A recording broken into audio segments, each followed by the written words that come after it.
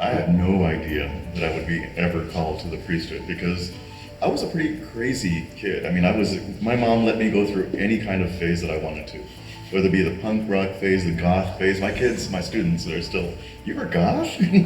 For a little while, just exploring different things. And as I said, I never, somewhere early in my teens, I had this premonition that I was gonna die by the time I reached 30. And so I figured, well, I kind of thought, I think we all have this mission and I better accomplish it before I turn 30 so I can say, God, I've done what you asked. But going along that journey, I just kept on doing good things, trying to good things, set up examples, trying to volunteer, do this, do that. And eventually settled into teaching. I had everything that I wanted.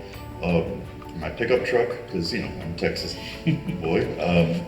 I had my own apartment with really nice furnishings, and I had the perfect job. It was going to Mass that really kind of brought me back to my identity.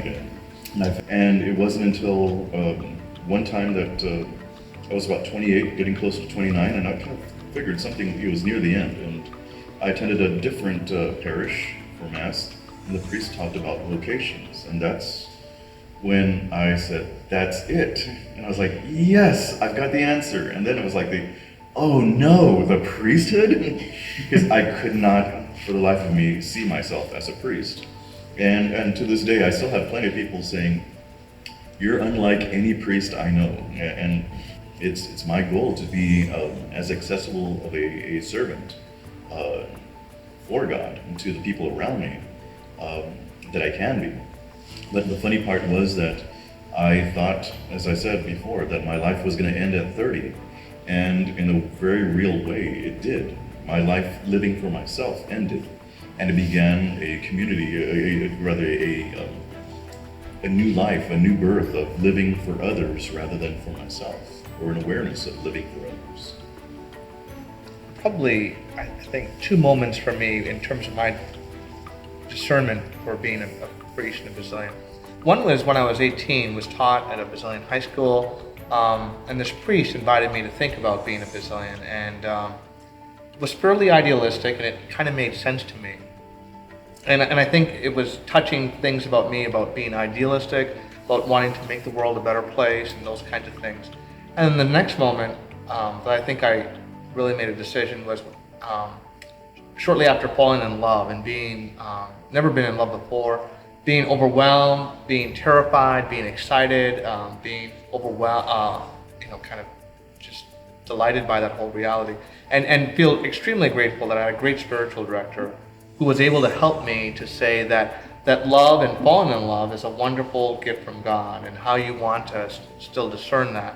So later came to the realization that I even though I was in love and very much loved this person, that I had a deeper sense about wanting to be a Basilian.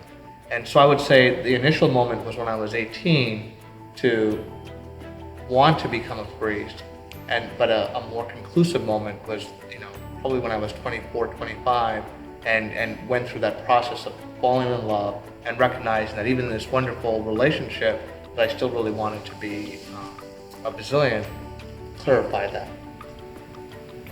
I think I would have been a teacher even if I hadn't been a Basilian, because I was always fascinated in elementary school, beginning there, by what teachers did and how they did it and how they knew things. And I wanted to be a good student for the teacher.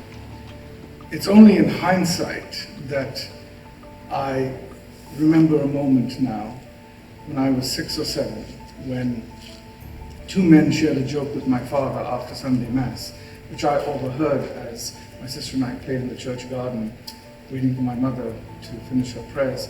One joked with my father, "What is Pat doing so long in church?" because they were coming to our place for breakfast. And the other joked back, "Oh, she's praying for Jeff to be a priest." And then we went on to breakfast and so on. I did notice chasubles and vestments and sacred vessels because I'm a sensate, but there was not necessarily a connection there consciously. It's when my family moved to Toronto from India, from a Jesuit school where the fathers were administrators, so I didn't experience them as a student in the classroom. It's not until St. Michael's in Toronto where I saw Basilians, priests who were teaching, And to this day, 3 of my favorite teachers in math, religion, and English, who made me want to learn what they were teaching, I loved the material because of the way they taught it, happened to be Basilian fathers.